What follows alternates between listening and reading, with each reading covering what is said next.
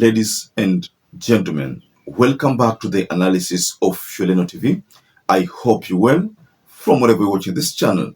There's a common narrative that pictures don't lie. Yeah, pictures don't lie. So, because pictures don't lie, I want us to focus on this picture. Now, that is a picture that was taken when Matiang'i officially joined the Wamunyoro team. And if you look at the picture well, I see Eugene Wamalwa. On the front there, I see Rigathi Gachagua. There is Martha Karua there. We have Kalonzo Musyoka. We have Matiang'i. Then we have Mukisa Kitui. And then we have, at the back there, Justin Muturi. And then we have Mithika Linturi. The other person, I don't really know his name, but the team is composed of around 9 people, if my calculation is right. So why am I saying that pictures don't lie? To answer that question, ladies and gentlemen, first of all, I'll take you through a tweet from Ahmednassir Abdullahi. There's something here that Ahmednassir reacted to. And he said, "Surely, you mean hakuna nafasi for the youth and Muslims? No, no, no, no." So that is what Ahmednassir shared. Well, that is a bit straightforward, the tweet. And I know, based on Ahmednassir's tweet, most likely he's trying to address the fact that this is a team that is supposed to address the Gen Z's issues. And he's also looking at a missing Muslim person within that formation. And that speaks volume, ladies and gentlemen. So I want us to explore this photo further because this is a team that is going to unseat William Ruto. In fact, that is what they are saying. And there are a majority of Kenyans who believe that that is going to happen. So let's focus on this photo, ladies and gentlemen. But first of all, kindly support this channel by liking this video and also subscribe to this channel if you're not subscribed before. And to our existing subscribers, I want to continue thanking you so much because without you, this channel won't have grown. Pictures don't lie. So let's focus on Matiang'i. Of course, when Rigathi Gachagua on Monday during that interview, YOLENO TV, he declared, it was on Sunday, he declared that Matiang'i would join them on Tuesday, 29th April 2025. And that is indeed what happened, ladies and gentlemen. That's why you're seeing this video, for example. Just watch this video. Easier it tells me you're not understood. Easier as found him. See you down.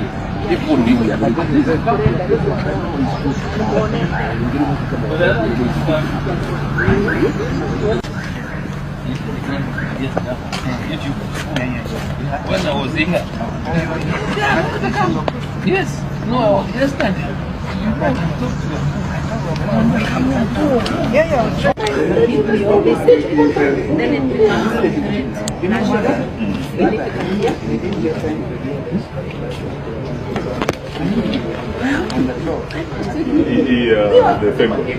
It is very good.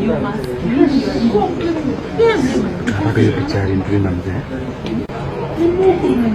It's not me. It's a lie.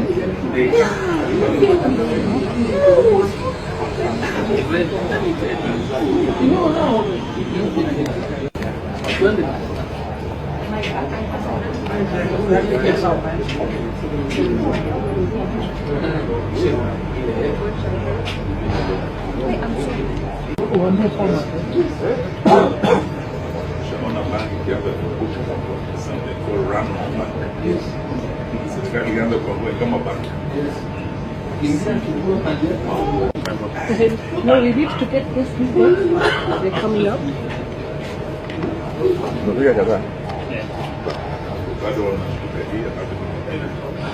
That is a video of the members of this Wamunyoro team seen arriving at the venue where they had or conducted that meeting. So, if you go to Ahmednassir's statement where he talks about no youth, no Muslim. Well, if you go to this photo now, it's true that you can't spot a Muslim there. And again, it's true that there is missing youth there. And all these are faces that have served in government. None of them has not served in government. All these people have served as ministers and in the governments that are from Kibaki's government, you know. And Rigathi Gachagua served as a deputy president. That is something that you already know about. So none of these are faces ambazo of people who have not served in the government. That is why there are mixed reactions to this photo. There are people who look at it positively. There are people who don't look at this arrangement as a positive solution to the Kenyan problem. Is this, based on your own understanding, is this the card that Kenyans need to be able to reach Canaan? Let's assume that is the goal, to reach Canaan. Do you think this is the team that is going to deliver Kenyans to Canaan?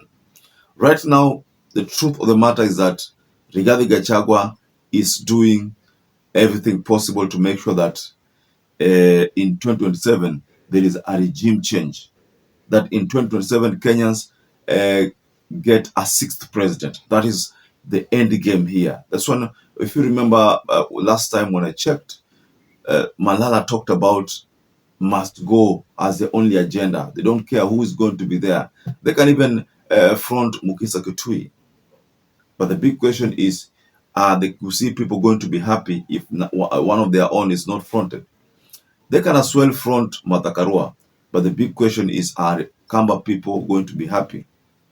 They can as well front Rigathi Gachagua, because of course Rigathi Gachagua said he is going to contest. And the decision that's going to be made there on the table is based on the numbers that you have. If Rigathi has more numbers, then the people will have to back him. This team can as well settle for Muthika Lenturi, but the big question is, are the people in Ukambani and Kisii going to be happy? They can as well position Eugene Omalo to be the person to be the flag bearer. That is, if they want to win all the votes in the Western. Because let's take, for example, if they front Eugene Omalwa, between Eugene Omalwa and Fred Matiang'i, who is going to bring more votes? If they front Eugene Omalwa, the whole of Western will go and back Eugene Omalwa. The numbers there are self-explanatory. The numbers from the Western and the from the Luyas and the number from the Kisii. If you look at the arithmetic, I think the Luyas were wengi. So this formation will have an advantage if Eugene Omalwa is the one who's fronted. But the big question is, are Kisii people going to be happy? So, based on Ahmednassir's analysis of this photo, there is missing Gen Z. If Morara Kebaso was here, it would have been very good to say that tumeona kwamba Gen Zs wako represented, Morara Kebaso is there. If we had a Muslim in this formation, again, we would have been told that maybe Ahmednassir would not have a reason to castigate this team. But now, because there is no Muslim, I think hapo kuna changamoto kubwa sana. And again, if you look at the arithmetic again, this composition of these people, these are around 8 men, but there's only one woman. It means the 2/3 gender rule is not taken into consideration here. So I think there are corrections that Rigathi Gachagua should make here so that this becomes a face of Kenya. There's some missing link. I think the Rigathi faction need to do more. They need to bring on board the youths. It needs to be felt kwamba hii ni an arrangement of the youth. But if you look at all these people ambao wako hapo, I think Kenyans kidogo wanaona kwamba kuna changamoto.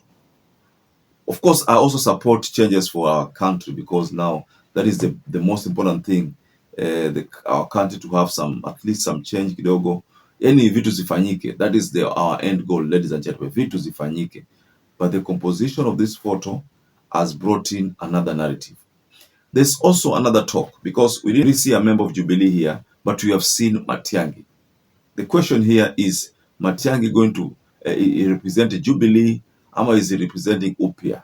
Because then in Kisii, there's another party that was formed that declared that Matiang'i is their presidential candidate. So is Matiang'i representing Jubilee or UPIA? That party in Kisii. So if you look at all this, ladies and gentlemen, kuna changamoto kidogo which must be addressed. Matiang'i must come out clear and say that he is on a Jubilee ticket.